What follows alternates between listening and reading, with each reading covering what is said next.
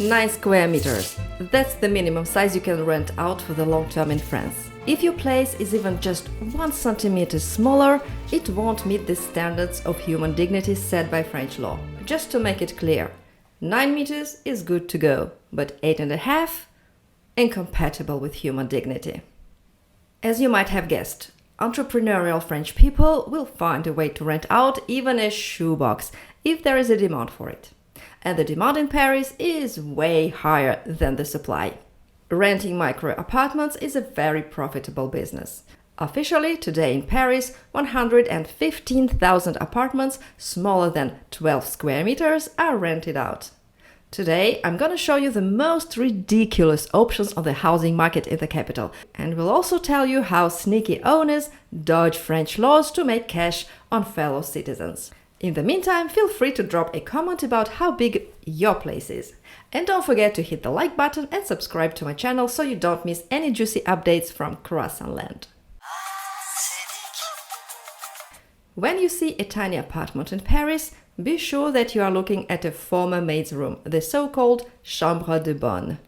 To understand what this is, let's look at the famous Haussmann buildings, without which you simply cannot imagine Paris today. Under the watchful eye of Baron Haussmann, 40,000 houses were built in Paris in the 19th century, and today they make up about 60% of the buildings in Paris. These buildings are easily recognizable.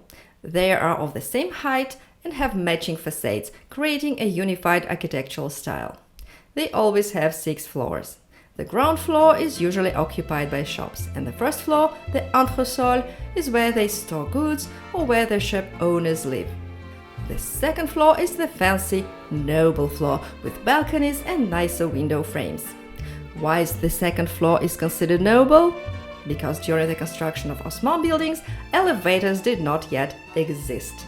Living closer to the ground spared the wealthy Parisians from the exhausting task of climbing the stairs. The third and fourth floors are more classic, with fewer decorations. The fifth floor is not noble, but has a balcony to provide aesthetic balance to the facade. The top 6th floor serves as an attic or maid's quarters. The maids are long gone, but the rooms are still here, and it would be a shame to let them go to waste, especially when renting out micro-apartments is such a profitable thing. Just think about it.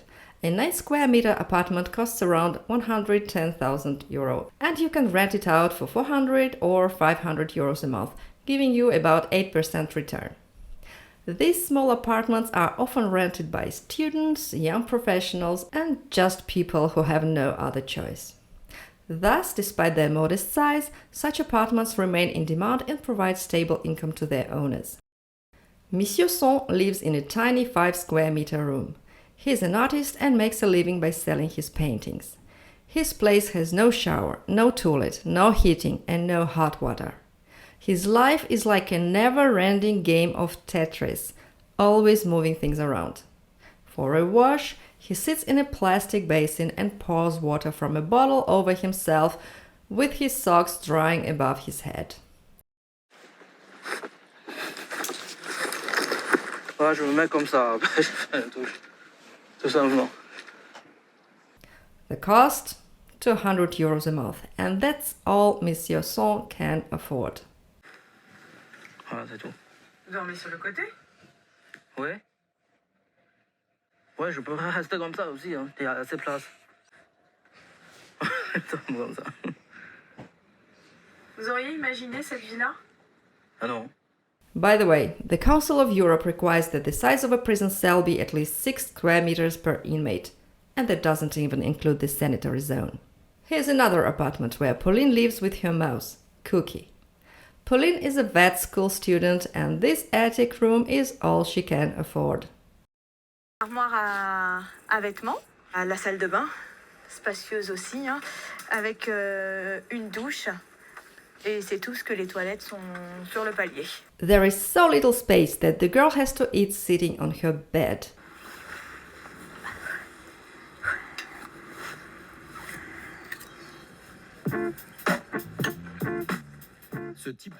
Today, inspectors who work for the Paris mayor's office and check questionable housing pay her a visit.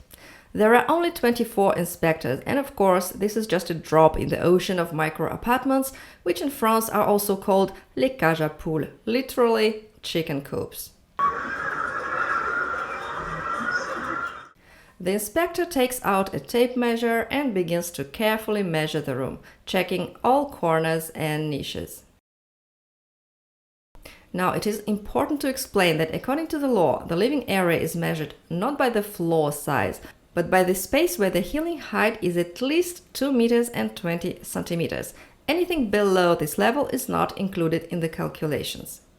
This means that, for example, low attics or areas with protrusions are not included in the total living area, which can significantly affect the final numbers. C'est là qui ne peuvent pas être prises en compte Tout à fait. dans le calcul en fait, de la surface habitable. The inspectors quickly do the calculations and find that the room is actually 5 meters and 30 centimeters. What does this mean? Pauline can stop paying her rent, and the owner is obliged to find her another place to live. Okay, 95% of landlords couldn't care less about this obligation though, so in most cases, the Paris prefecture takes over, and the owner loses the right to rent out this space. This 56-year-old lady also lives with her son in a room smaller than 9 square meters. The boy is 14 years old and has literally grown up in this space. When they moved into this room, he was only 2 years old. The inspectors quickly do the calculations and find that the room is actually 7 meters and 20 centimeters. The woman can stop paying rent.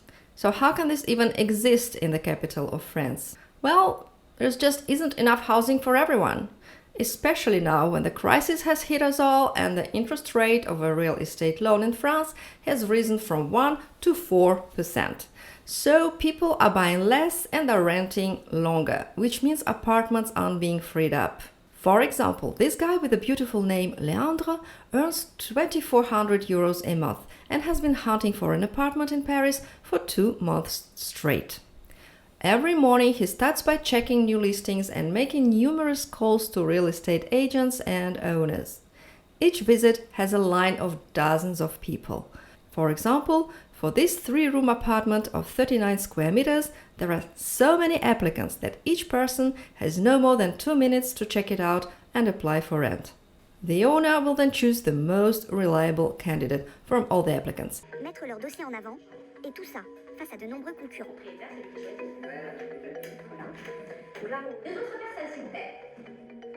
According to this agent, if the listing is published at 9 a.m., but by 9:30 there are already 140 calls on his phone and the voicemail is completely swamped with messages from potential tenants. Despite having a steady job, Leandre cannot find an apartment because each time the owner picks someone with a high salary. And there are plenty to choose from. And this is despite the fact that Leandre has 2 guarantors, which means 2 relatives ready to pay for him in case of unforeseen circumstances, such as job loss or sudden financial difficulties.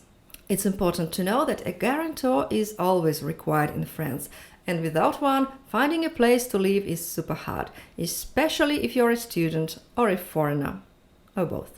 When I was a student and my husband and I were looking for an apartment, a colleague of my husband vouched for us, and we will forever be grateful for help. Later, when we became financially stable, we in turn vouched for a colleague who came to France from Dubai and also needed some support. Well, in theory, even housing smaller than 9 square meters can be rented out. But there is a catch. You can't rent them out for more than 3 months. This means you're likely to find them on Airbnb.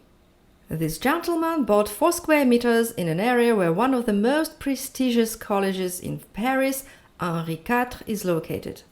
Now he has an address in the college area, which means his daughter will easily get into this institution in a few years.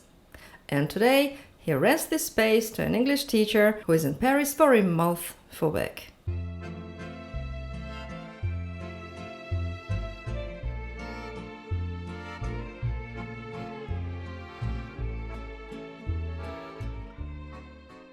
Looks like it's a win-win. The teacher can reach the fridge without leaving the mattress, and the owner gets some extra cash. But of course, not everyone is so law-abiding. Some, at their own risk, honestly state in the listing that the housing is smaller than 9 square meters, while others shyly omit this fact, hoping to avoid the inspectors.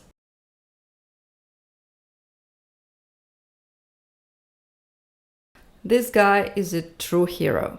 To avoid paying extra tax on small living spaces and stay out of trouble, he put a fake door in the wall. Yeah, a fake door. So basically, instead of saying that he's renting 2 studios to complete strangers, what he does is he pretends that he's renting a 2-bedroom to 2 roommates. And while people are struggling to find a roof over their heads, 262,000 apartments in Paris are empty. And that's 1 in 5 apartments in the capital. These are either secondary housing where no one lives, or apartments which are rented out daily on platforms like Airbnb. And that's it for today, guys. If you live in an apartment bigger than 9 square meters, don't forget to hit the like button and subscribe to my channel.